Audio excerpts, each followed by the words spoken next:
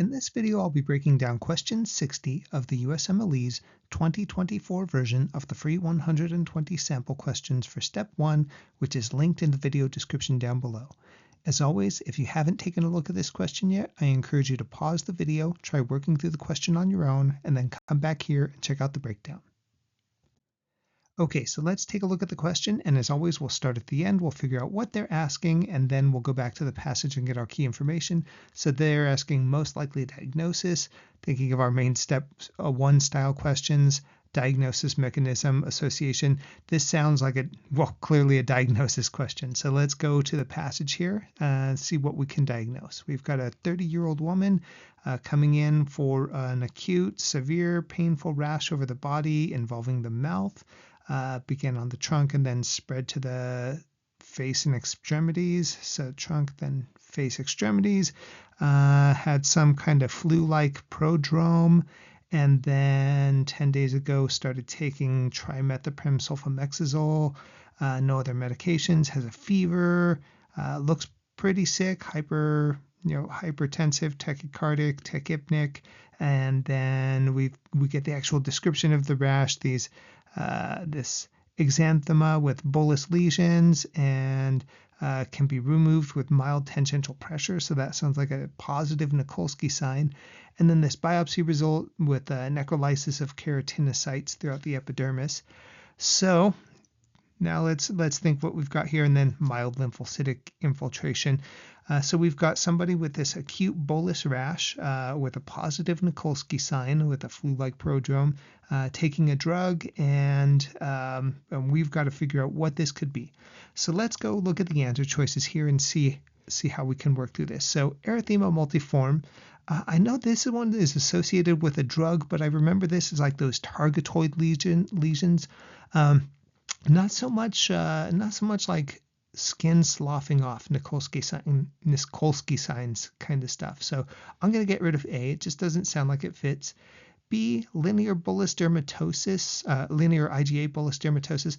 Not totally sure what they mean here. Like, are they talking about like this, what is it we see with celiac, like our dermatitis herpetiformis or something like that? At best, it's a destabilizer. At worst, it's something that I can rule out. So I don't love it. I can't explain this really well. I don't know a ton about it. So I'm going to put a down arrow next to it. I'm going to pick it only if I've ruled everything else out. C, pemphigus vulgaris. So I know this one has positive Nikolsky sign. That sounds right. It involves the body, the mouth, these bullous lesions. So that kind of fits. I don't know if it causes fever and all of that. And I know it tends to be in older people. I try not to lean too heavily on the demographics for some of these questions, so I wouldn't rule it out based on this person being younger, but it's maybe younger than I would expect. But so far it checks a lot of the boxes, so I'll keep it around. And then Staph-Skin syndrome, that's another one of our Nikolsky sign positive diagnoses. I think the thing that's missing for me is, where's the staph infection? I know she had this UTI, and maybe we're thinking like Staph saprolyticus, but I remember the exfolatoxin that causes this being from Staph aureus, and that doesn't seem like it would cause a UTI under normal circumstances, and I'm not seeing like a skin infection anywhere else. So I'm leaning away from that because I don't have a clear sign of an infection other than that urinary tract infection. And then toxic epidermal necrolysis. Okay, here's another one of our Nikolsky positive things, bullous lesions, and she's taken a drug, this trimethoprim sulfamexazole, that is associated with drug reactions. I think that's one of our need-to-know drugs for drug reactions. So I've got this down to, I ruled out one answer. I've got 2 that I don't love, and then I've got 2 that are plausible, and I've got to decide between these 2. Well, I think they gave us a case of a drug, and if I know nothing else, I don't know enough about the biopsy results to be able to say it's definitely one or the other.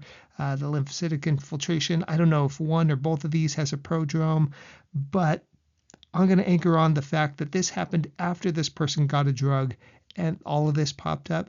I'm going to lean toward E on this. Could it be C and it just happened to be like bad luck, bad timing that her first case of pemphigus vulgaris started after she started taking a medication known to be involved in drug reactions? Maybe. But I think that's pretty unlikely on the test. So I'm going to stay away from that answer. I'm going to lean heavily into E, and that's the correct answer on this one. So that's how I would approach a question like this. I think the big thing, if there's something, remember this is most likely diagnosis. It's not saying, we don't have to say like with 100% certainty it's this, but weighing all the factors to see which is more likely, pemphigus versus toxic TEN. I think we can take that into account, the patient situation, when we say what's going to be more likely. So we want to keep that in mind. So I hope this was helpful. If you like this video, check out some of the other videos in this series. And as always, I hope this helps you out on test day.